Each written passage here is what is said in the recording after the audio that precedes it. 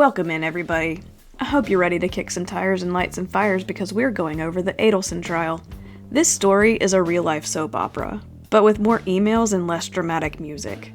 It all boils down to a classic family feud, with Donna Adelson allegedly having a serious case of motive against Dan Markel, because he wouldn't let her daughter and grandkids move to South Florida.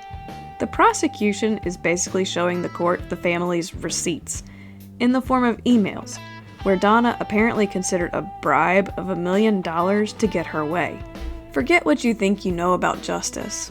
Welcome to the virtual juror, where snark is reality, but evidence is royalty, where at first we look at the FACS, or facts and conjecture shared, before we get into the real stuff. Let's get to breaking down day one testimony. Up first was James, known as Jim, Geiger. Mr. Geiger is an observant neighbor. Geiger knew Markel and his ex-wife, Wendy, from a housewarming party from years prior. He was aware of their divorce and Markel's connection to FSU Law School. He may even have a stronger sense of curiosity than most. He testified that around 10:30 on a Friday, he and his wife heard a popping loud sound.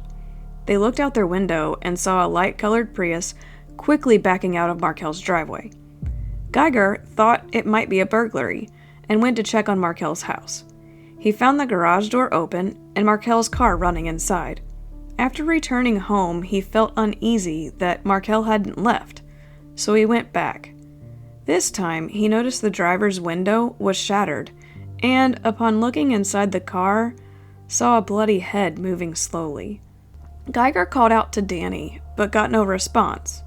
Realizing he didn't have his phone on him, he rushed home, grabbed it, and called 911, less than 10 minutes after hearing the initial pop. Geiger confirmed the car's position and the shattered window. He identified the car he saw leaving as a light-colored Prius, possibly silver or white, but did not see the occupants. He also stated that Markel never regained consciousness or spoke. A recording of his 911 call was played, where he described the scene and his concern about the emergency team's response time. In short, his testimony is about a witness who saw something, went back to check, and then, in a moment of pure TV drama-style discovery, found some gruesome truth. Let's get to breaking down some of the law enforcement testimony. The second witness to take the stand was Officer David Sims. He's a retired sergeant from the Tallahassee Police Department. Sergeant Sims responded to a 911 call on July 18, 2014, on Trescott Drive. Since he was the first officer on the scene, he encountered the neighbor, Mr. Geiger, who reported hearing a loud noise and discovered a vehicle with the engine still running and a broken driver's door window. There, he found a man the neighbor identified as Dr. Daniel Markel slumped over inside the car, gasping for air. He noticed a pair of broken glasses, a cell phone, and a business card in the possession of the victim. He started with life-saving efforts while waiting for EMS to arrive. Then he conducted a safety search of the home after the victim was removed. He didn't find any evidence of anyone inside the house, and there were no signs of a struggle or burglary. Let's get to breaking down another law enforcement witness. The third witness to take the stand was Joanne Maltese, a retired Tallahassee forensic specialist. Miss Maltese worked as a forensic specialist for about 15 years.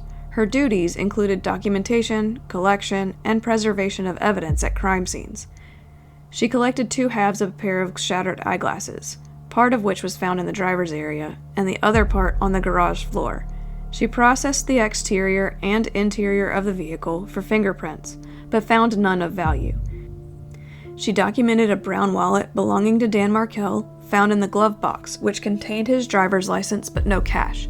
She collected a shattered driver's side window glass, which she stated was consistent with a gunshot. On the same day, she photographed Wendy Adelson's vehicle, which had been towed to the Tallahassee Police Department. The photos showed a bottle of alcohol and a receipt from ABC Fine Wine and Spirits, dated July 18, 2014 at 12:49. Miss Maltese also went to the hospital while Mr. Markel was still alive to document and collect any evidence. She took photos of him, noting a darkened area on his forearm. She explained that this was stippling, which is consistent with being in close contact with a discharged firearm. The fourth witness of the day was Dr. Anthony Clark, medical examiner. Dr. Clark is a medical examiner for the Georgia Bureau of Investigation, but at this time, he was working in Florida. And he's performed over 8,000 autopsies. He conducted the autopsy of Dan Markel on July 19, 2014, and used photographs and x-rays to assist with his testimony. He explained that there were 2 gunshot wounds to the head, and that he recovered both bullets. He also describes a pseudo-stippling on the face and says that was likely from bullet splinters, and true stippling on the forehead, consistent with a close-range shot. Dr. Clark goes on to point out a ring of soot and stippling on the victim's left forearm, which he testifies is consistent with the arm being raised in a defensive position. His findings led him to conclude that the cause of death was gunshot wounds to the face and head, and the manner of death was homicide. Following the testimony of Dr. Clark and outside the presence of the jury, though, it seems Donna Adelson's courtroom demeanor wasn't doing her any favors. The judge, Stephen Everett, had to admonish her for her emotional outbursts, which reportedly included becoming hysterical when autopsy photos of Dan Markel were shown. The judge made it clear that she needed to control her emotions in front of the jury. The fifth witness of the day was Detective Craig Isom, retired from Tallahassee Police Department. A detective is like the episode's narrator, revealing all the juicy details from the investigation. He explains how they tracked a suspicious green Prius, the real star of the show apparently, using surveillance footage and SunPass records. This led them to the alleged hitman, and then, in a dramatic twist, back to the Adelson family through a third party. Here's how it was all presented in court. But first, the defense and the prosecution debated the admissibility of various emails and documents as evidence, with the defense frequently raising objections based on lack of foundation, relevance, and hearsay. The state's theory is that Donna Adelson had a strong animus towards Dan Markel and his family, which is a fancy way of saying she didn't like him at all. The prosecution argued that this animus served as a motive for the unaliving, citing emails that show her distaste for Dan and his parents, and her attempts to control her daughter's life, including relocation and relationships. The emails also discuss Wendy Adelson's desire to relocate to South Florida with her children, a move that Dan Markel opposed. The prosecution highlights emails in which Donna suggests using tactics like a bribe of $1 million to get Dan to agree to the relocation. The financial benefits of Dan Markel's death, including life insurance policy and survivor benefits, were also mentioned. Finally, Detective Isom was able to testify. He described how he interviewed Wendy shortly after the shooting. He alluded to the contentious nature of the Markels' divorce and relocation disputes between Dan and Wendy. He goes on to describe, and the court publishes surveillance video from a gym and a city bus, showing a suspicious green Prius that followed Dan Markel's car on the day of the unaliving. The investigation tracked the Prius through its SunPass transponder to a rental company in Miami called Save Gas, which led them to the individuals who rented the car, Luis Rivera and Sigfredo Garcia. The detective then explained that the investigation linked the suspects to the Adelson family through Catherine Katie Magbanoa, who was the mother of Sigfredo Garcia's children and also was in a relationship with Charlie Adelson. The detective completed his testimony by discussing his attempt to get employment records for Magbanoa from the Adelson Institute, which is a dental practice that used to be owned by Harvey and Charlie Adelson. The records only showed checks signed by Donna Adelson, with no information on job responsibilities or a work schedule. Oh, and let's not forget that the other employees there weren't really sure who or what she did anyway. The final witness of day one was the one and only Luis Rivera. He's a co-conspirator and one of the hitmen, and he took the stand to testify about his role in the unaliving. He confirmed that he has been convicted of 5 felonies, including the second-degree unaliving in this case. He stated that he pleaded guilty to second-degree unaliving and received a 19-year sentence in exchange for his cooperation. He clarified that cooperation meant telling on his co-defendant and childhood friend, Sigfredo Garcia. He explained that he and Sigfredo Garcia were hired to unalive Dan Markel. He said that the motive was for Dan's ex-wife Wendy to get the kids. He also described how he and Garcia traveled from Miami to Tallahassee twice in a rented car to carry out the crime. He mentioned that he was paid $35,000 in cash for his part, which was delivered to his house by Katie McBanawa and Sigfredo Garcia. He also said he used this money to buy a motorcycle. The defense then cross-examines him, confirming the details of his testimony and asking him to identify key people involved in the unaliving on a document. The defense noted that he did not identify Donna as someone involved. However, based on what we know so far, he had no contact outside of Sigfredo and Katie, so he wouldn't have any knowledge of Donna's involvement or non-involvement. Donna Adelson has been cast as the co-pilot in her daughter's messy divorce. The prosecution alleges that she's so involved, she was practically a third party in the marriage. From ghostwriting emails to suggesting legal strategies, Donna was the ultimate helicopter mom, hovering over her daughter's divorce with the intensity of a drone strike. When her daughter's relocation plans were thwarted, Donna allegedly hatched a plan so theatrical it would make Shakespeare blush. The scheme involved fake church attendance and a feigned conversion to Christianity for the children, all in a bid to make her ex-son-in-law absolutely miserable. In short, Donna wasn't just a meddling mother-in-law. She was the puppet master, pulling strings in a divorce drama of epic proportions. Today's first witness was Investigator Newland. He used emails from a 2014 search warrant to create an exhibit that proves Donna's awareness of and involvement in Wendy's divorce proceedings. The investigator detailed how Donna was aware of and involved in various filings, including the initial petition for divorce, the change in Wendy's legal counsel, and the strategy for Wendy's petition to relocate. She even drafted portions of emails for Wendy to send to her new attorney. She frequently made disparaging remarks about Dan Markel in her emails, calling him things like an idiot, a narcissist, a bastard, and worse. They had a never-give-up plan.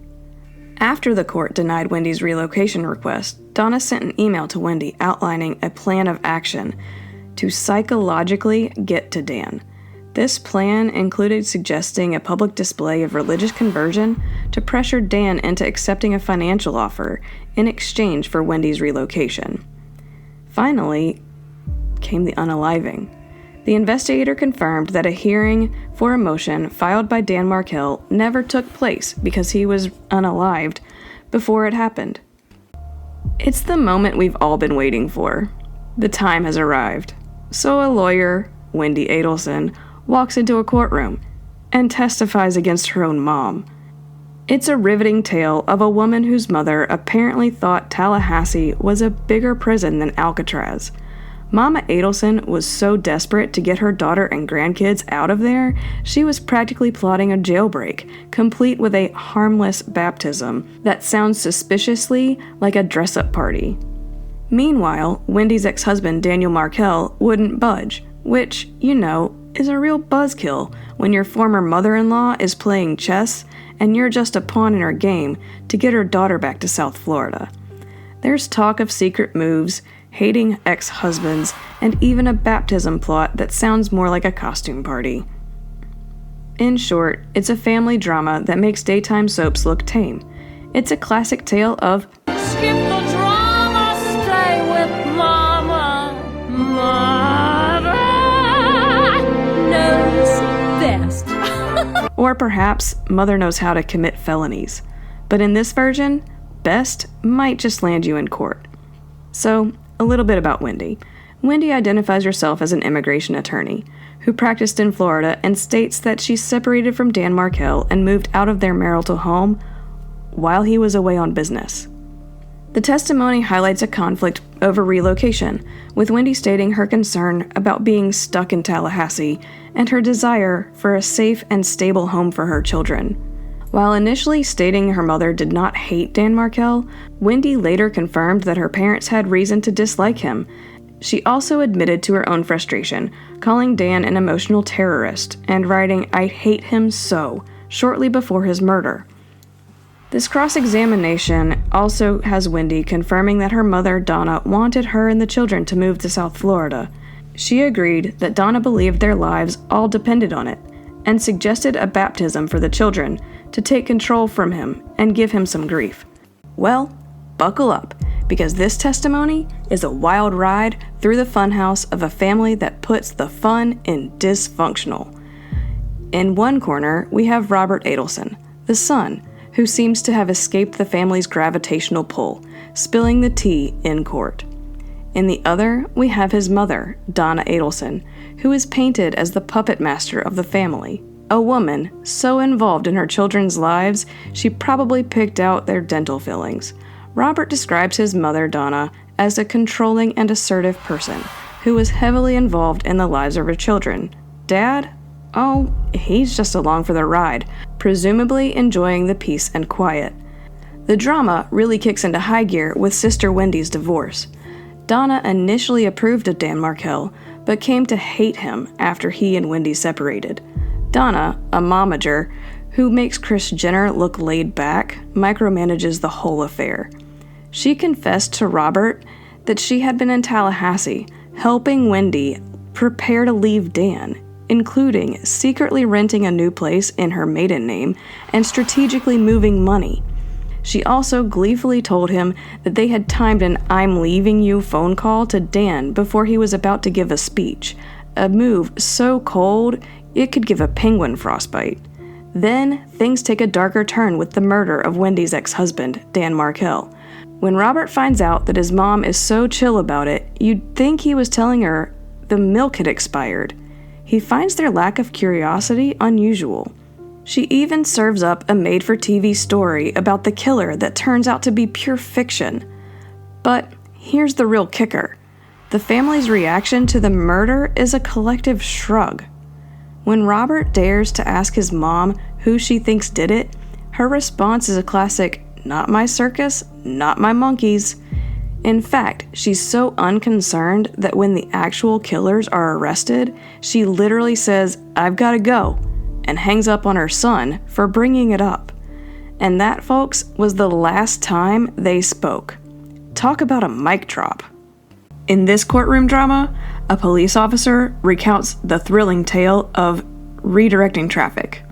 The most suspicious part? A maroon Honda Odyssey that turned around with less hesitation than a normal person. It's a real nail-biter. On July 18th, 2014, Officer Brandon from the Tallahassee Police Department was tasked with maintaining a crime scene perimeter on Trescott Drive. His testimony details his location, what he observed, including several vehicles that approached the roadblock. He specifically highlights a mid-2000s maroon Honda Odyssey, a van that approached the roadblock and turned around without hesitation, unlike the other vehicles. He noted this type of vehicle was also driven by the ex-wife of the person who was killed. Well, hold your gavels, because this testimony is a wild ride. It seems our boy Jeffrey Lacasse has a front row seat to the Adelson family drama. And let's just say, it was more twisted than a pretzel in a yoga class. Apparently, Wendy Adelson, fresh off a divorce, hated Tallahassee more than a cat hates a bath, and was desperate to flee to South Florida.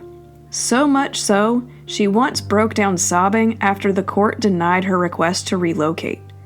They certainly didn't care that Dan was a good father and wanted the best for his boys. Lacasse testified that on July 13th, 2014, Wendy told him the only way she could relocate would be if something happened to Danny. Her brother Charlie, ever the helpful sibling, allegedly looked into all possible options to solve the Danny Markel problem, including a hitman that was apparently on sale for a cool $15,000. Talk about a killer deal. Our man Lacasse, meanwhile, was just trying to have a nice time, but kept getting pulled into the chaos. He dated Wendy Adelson from late September 2013 until July 14th, 2014. just before Danny was removed from this earth. He knew Wendy's divorce was contentious, as it was a frequent topic of conversation. I guess the normal getting to know you is overrated. He even adopted the Adelson family's view that Dan was a difficult person. He confirms that Donna was highly, probably overly, involved in her daughter's life, including her divorce proceedings. Lacasse had the opportunity to meet Charlie Adelson and Katie Magbanua in March 2014. One minute, he's in a hot tub with Charlie, who's bragging about his connections to the criminal element, and the next, he's being asked to fix a mysteriously shattered TV. How it got broken? Wendy claimed not to know, but Lacasse said the damage wasn't where a child would be able to easily get to it. He also recounted a time when Wendy was behaving erratically and under the influence of something. Lacasse, looking back now, found several events disturbing. Wendy canceled a trip they had planned for the week of the killing, giving a reason that Lacasse found illogical. The whole thing culminates in a celebration dinner after the killing, where Charlie says something so shocking it makes Wendy spontaneously vomit all over the table.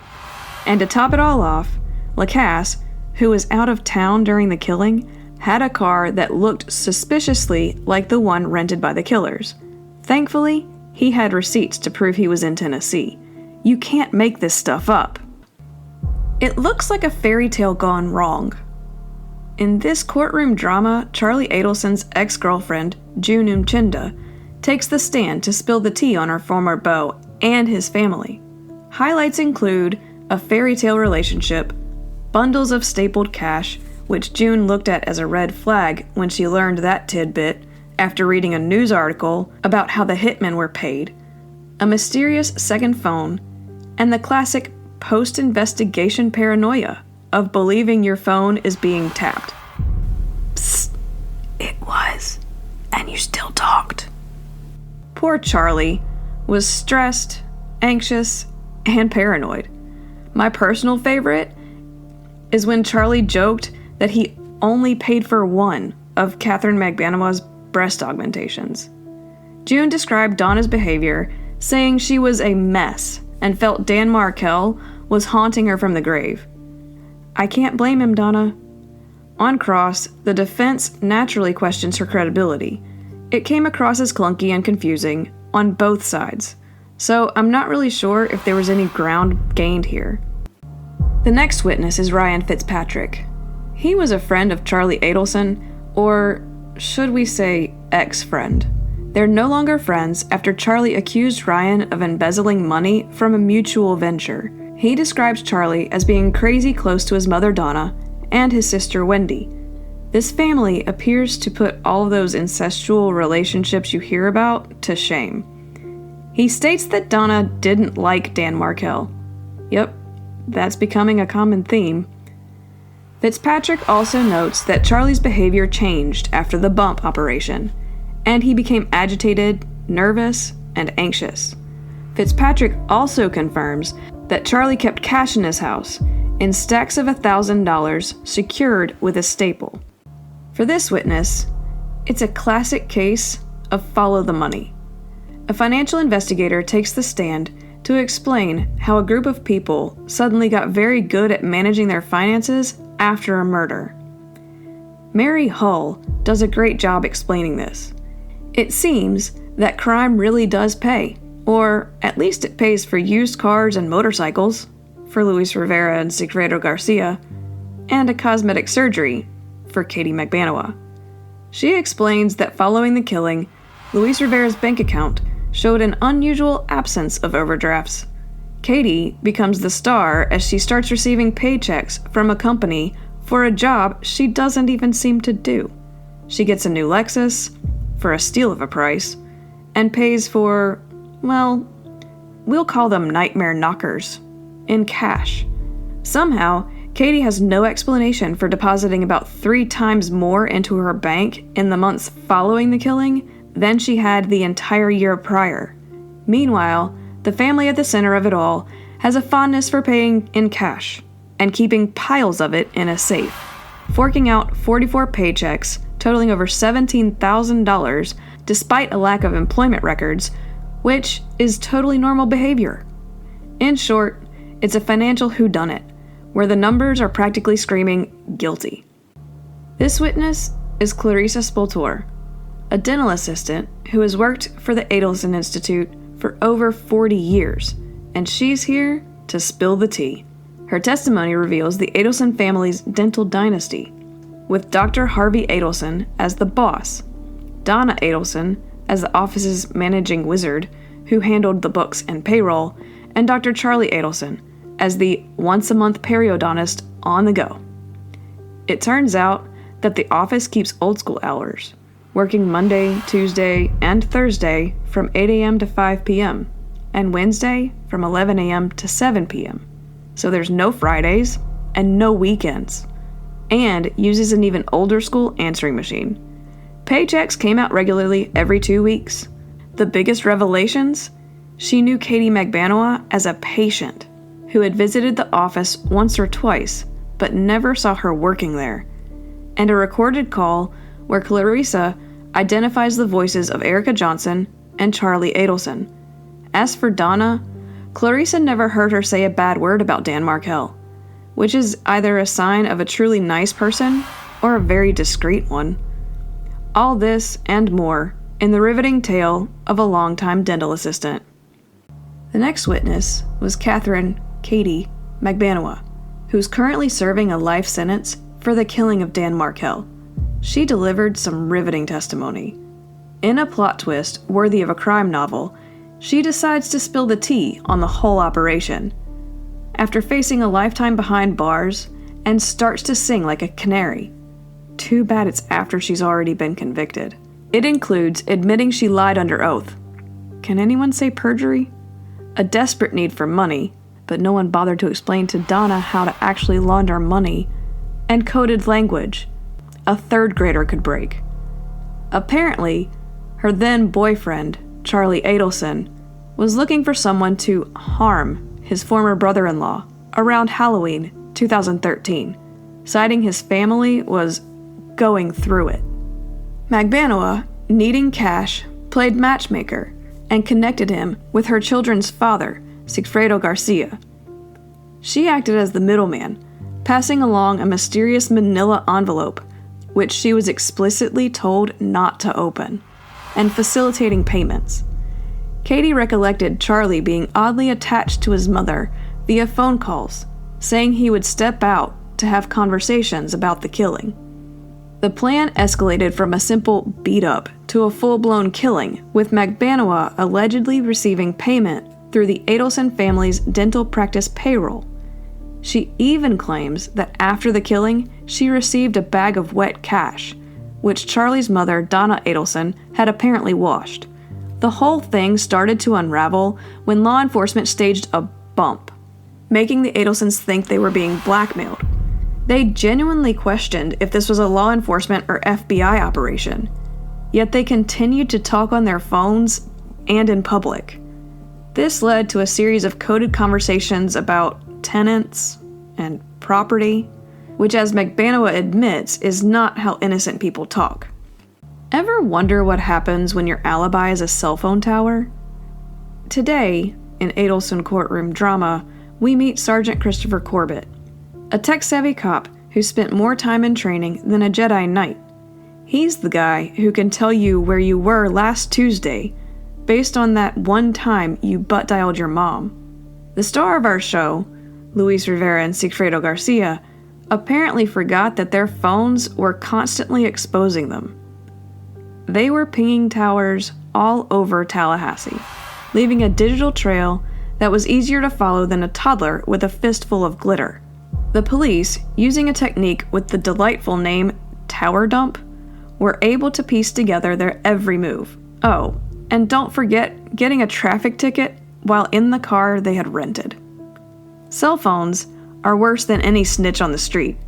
They found a 37-second phone call between Garcia and Harvey Adelson's phone, which went to voicemail.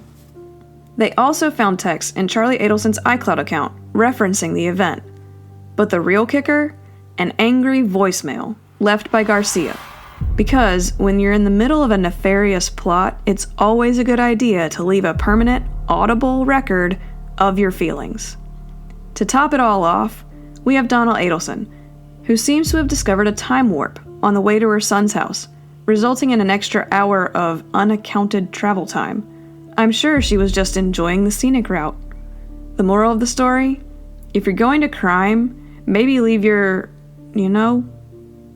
we're not going to teach people how to crime better. Better yet, just don't be a criminal. It's much less complicated. This witness is a real-life undercover agent. In a nutshell, though, this is a masterclass in how not to run a successful extortion scheme. The undercover, channeling his inner gangster, tries to bump Donna Adelson for information. He even hands her a flyer with his demands, including an article about the killing, his undercover phone number, and a cool request for $5,000, which is the 21st century equivalent of a villain leaving a calling card. He reminds her that her problem up north had been taken care of, and that his brother needed to be looked after, just like Katie and Tuto were. Despite tickling the wire to get her to talk about the investigation, a letter, phone calls, and his tough guy texts, Donna remains unimpressed and suggests he try for a public reward instead. A $100,000 reward was offered for information on the case. What our agent was able to accomplish was a slew of train car-style Donna to Charlie, Charlie to Katie, Katie to Sigfredo, and back the same way. Our agent ends up with no cash, but a great story for his next undercover agent convention. Up next was Special Agent Bronstein. He's the kind of guy who can blend into any background, like a chameleon in a paint store, and become a master of unobtrusive eavesdropping. His mission, which he chose to accept, involved transforming a day of ordinary surveillance into an evening of high-stakes espionage at the Dolce Vita restaurant. Armed with a bag of tricks from a technical agent, he wasn't there for the pasta. He was there to capture a conversation between Charlie and Katie. Positioning himself a mere 10 to 12 feet away, Bronstein became a silent observer, his recording equipment diligently capturing every word, even as the restaurant's air-conditioned system waged a war on clear audio. He was so engrossed in his task, and his targets so engrossed in their own drama, that he practically became part of the furniture. While others might be worried about being spotted, Bronstein was cool as a cucumber, his focus unwavering. He even managed to snag a small snippet of a sentence during a brief lull in the AC's assault, a testament to his dedication, and a reminder that in the world of surveillance, even the smallest victories are worth celebrating. Now we meet James Keith McElveen, a man who can hear a whisper in a hurricane. With 35 to 40 years of experience in the world of audio forensics and electrical engineering, he's not just an expert, he's a veritable wizard.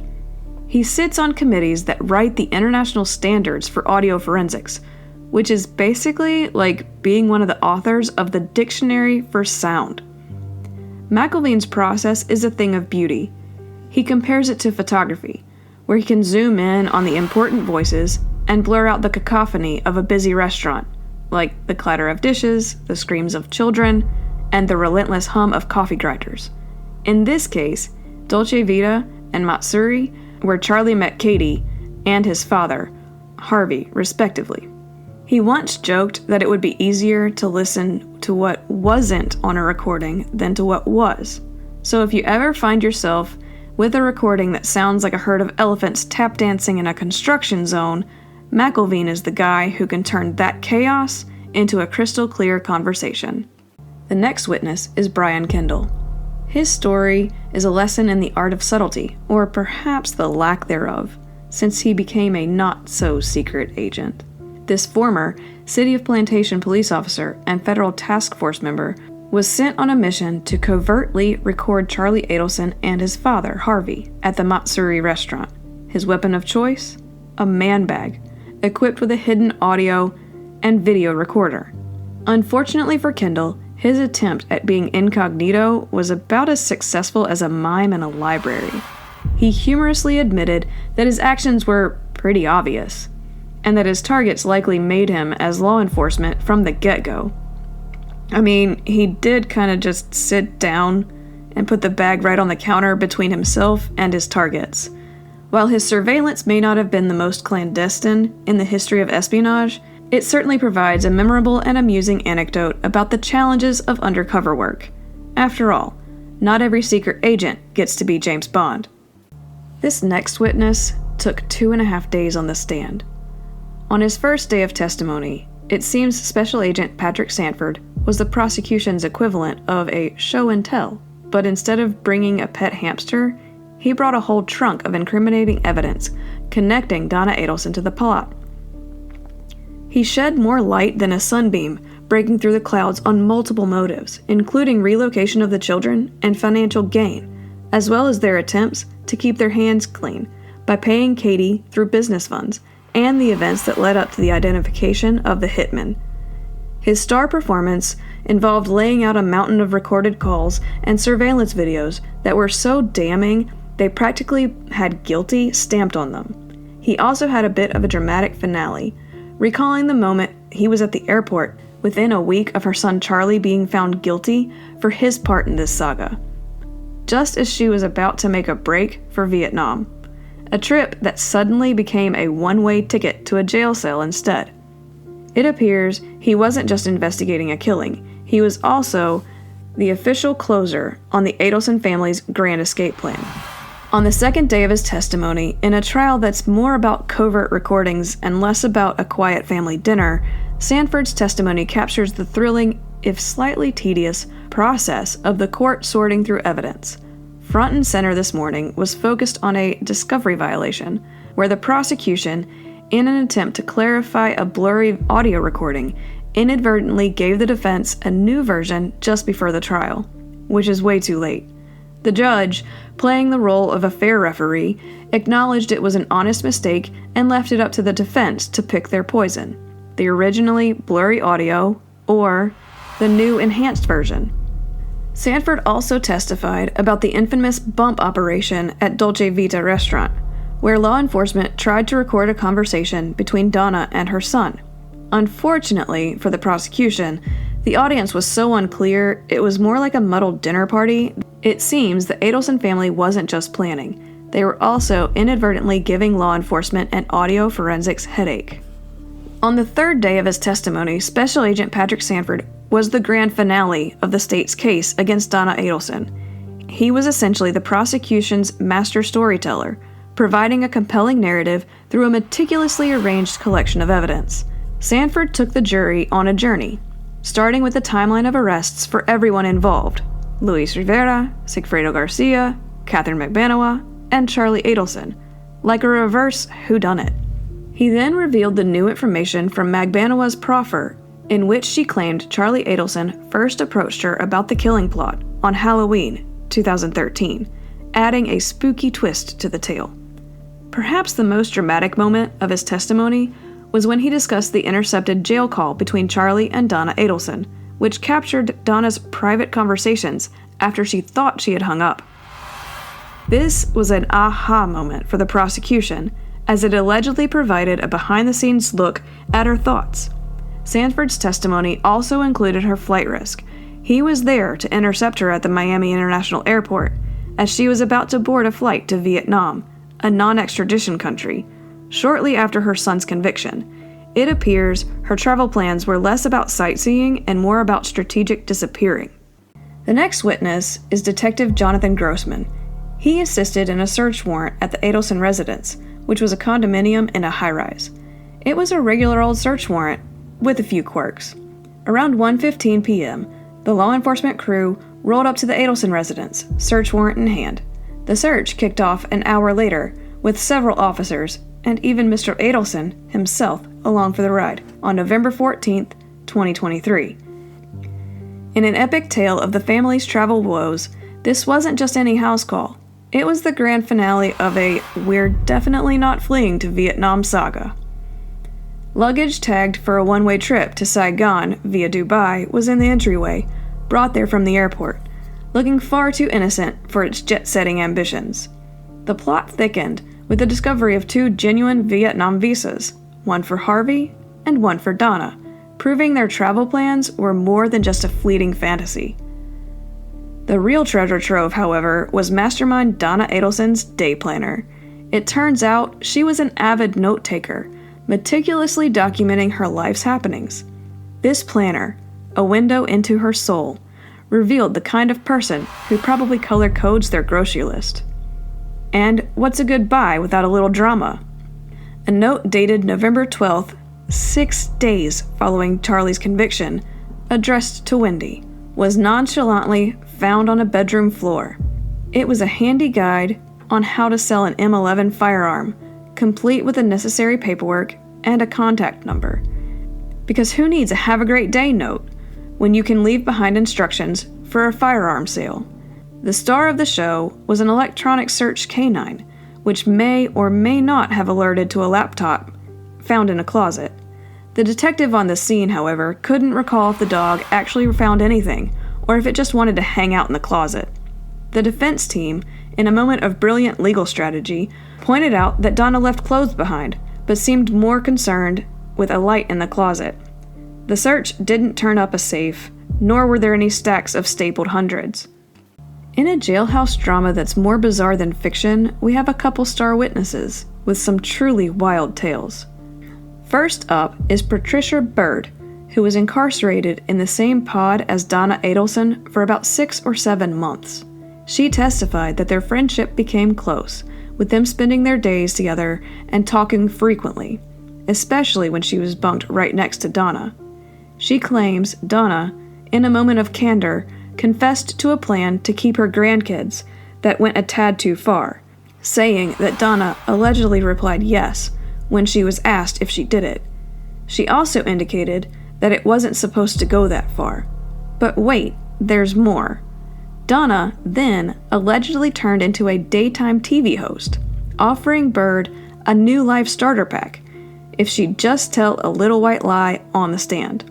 This starter pack included a trailer, some land, and a sparkling set of veneers if she'd just pin the whole thing on someone else, Katie McBanawa.